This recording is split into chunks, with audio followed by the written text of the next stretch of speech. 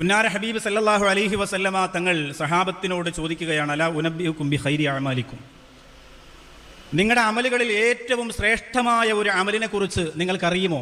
നിങ്ങൾ ചെയ്തുകൊണ്ടിരിക്കുന്ന നിങ്ങളുടെ ഇബാദത്തുകളിൽ, നിങ്ങളുടെ അമലുകളിൽ ഏറ്റവും ശ്രേഷ്ഠമായതിനെ നിങ്ങൾക്കറിയുമോ? നിങ്ങൾക്ക് ഞാനത് പറഞ്ഞു തരട്ടെയോ, വിശദീകരിച്ച് തരട്ടെയോ എന്നാണ് ചോദ്യം. വാസക്കാഹ ഇന്ദ മലീക്കിക്കും, അള്ളാഹുവിൻ്റെ അടുത്ത്, നിങ്ങളുടെ യജമാനനായ റബ്ബിൻ്റെ അടുത്ത് ഏറ്റവും സംശുദ്ധമായ, പരിശുദ്ധമായ, നിങ്ങളെ പരിശുദ്ധന്മാരാക്കി അള്ളാഹുവിൻ്റെ അടുത്തേക്ക് എത്തിക്കുന്നത് എന്നും ഹദീസുകൾ പറയുന്നുണ്ട്. അങ്ങനെ ഒരു അമൽ ഏതാണ് എന്ന് നിങ്ങൾക്കറിയുമോ? നിങ്ങൾക്ക് പറഞ്ഞു തരട്ടെയോ? വമാദാക യാ റസൂലല്ലാഹ് സ്വല്ലല്ലാഹു അലൈഹി വസല്ലം, അത് എന്താണ് ഹബീബേ എന്ന് സഹാബത്ത് ചോദിക്കാൻ. അപ്പോൾ ഇത് കേൾക്കുമ്പോൾ ഇവിടെ ഇരിക്കുന്ന സഹോദരിമാർക്കും സഹോദരങ്ങൾക്കും ഉസ്താദുമാർക്കും ഒക്കെ ഒരു ആഗ്രഹം ഉണ്ടാവും. ഹദീസിൽ അങ്ങനെ ഏറ്റവും ശ്രേഷ്ഠമായ ഒരു അമൽ എന്ന് പറഞ്ഞിട്ടുണ്ടെങ്കിൽ, അള്ളാഹുവിൻ്റെ അടുത്ത് പരിശുദ്ധന്മാരായി ചെല്ലാൻ കഴിയുന്ന ഒരു അമൽ എന്ന് പറഞ്ഞിട്ടുണ്ടെങ്കിൽ, സ്വഹാബത്തിന് അള്ളാഹിൻ്റെ ഹബീബ് നബി മുഹമ്മദ് മുസ്തഫ സല്ലല്ലാഹു അലൈഹി വസല്ലമ തങ്ങൾ എന്ത് മറുപടിയാണോ കൊടുത്തത് അത് തൻ്റെ ജീവിതത്തിലേക്ക് കൊണ്ടുവരാൻ നമുക്കൊക്കെ ആർത്തിയും ആഗ്രഹവും ഉണ്ടാവും. ആ വിഷയത്തെ നമ്മൾ ആരും പിന്നിലല്ല. പക്ഷെ വളരെ ചെറിയ ഒരു കാര്യമാണ് നബി സല്ലല്ലാഹു അലൈഹി വസല്ലമ തങ്ങൾ മറുപടിയായി പറയുന്നതെന്ന് നമുക്ക് തോന്നിപ്പോകും. പുന്നാര ഹബീബ് സല്ലല്ലാഹു അലൈഹി വസല്ലമ തങ്ങൾ പറയാണ്, ദിക്റുല്ലാഹി ദായിമ, എപ്പോഴും അള്ളാഹുവിനെ ദിക്ർ ചൊല്ലുക എന്നതാണ്. എപ്പോഴും ദിക്ർ ചൊല്ലുക എന്ന് പറഞ്ഞാൽ ഒരു തസ്ബീഹ് മാല കയ്യിൽ വെച്ച് വാഹനത്തിലും യാത്രയിലും ജീവിതത്തിലും അങ്ങനെ ചൊല്ലിക്കൊണ്ട് നടക്കുന്നവരെ എപ്പോഴും ദായിമ ദിക്റൊന്നും പറയാനൊന്നും കഴിയില്ല.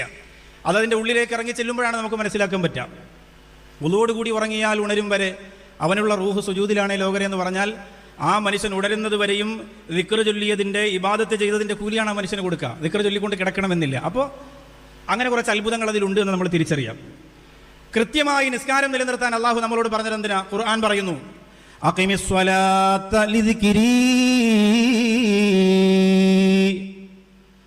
എന്നെ സ്മരിക്കാൻ വേണ്ടി നിങ്ങൾ നിസ്കാരം നിലനിർത്തുക എന്നാണ്.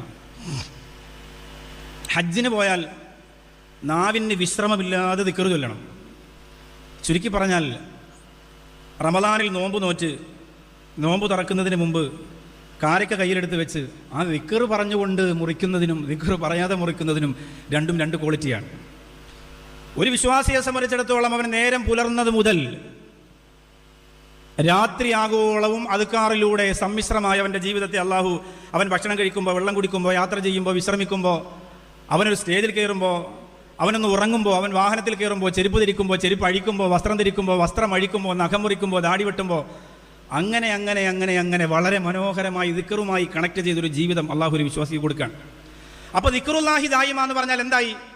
ഒരു യഥാർത്ഥ ഒരു മുഅ്മിനായ മനുഷ്യന് തസ്ബീഹ് മാല കയ്യിൽ വെച്ച് എപ്പോഴും ഇങ്ങനെ സുബ്ഹാനല്ലാഹ് സുബ്ഹാനല്ലാഹ് പറഞ്ഞുകൊണ്ട് നടക്കാനല്ല, ഓട്ടോമാറ്റിക്കലി അവൻ്റെ ജീവിതം ദിക്റുല്ലാഹി ദായിമയായി. പക്ഷേ അത് ആക്കിയെടുക്കാൻ ഇച്ചിരി പ്രയാസമാണ്.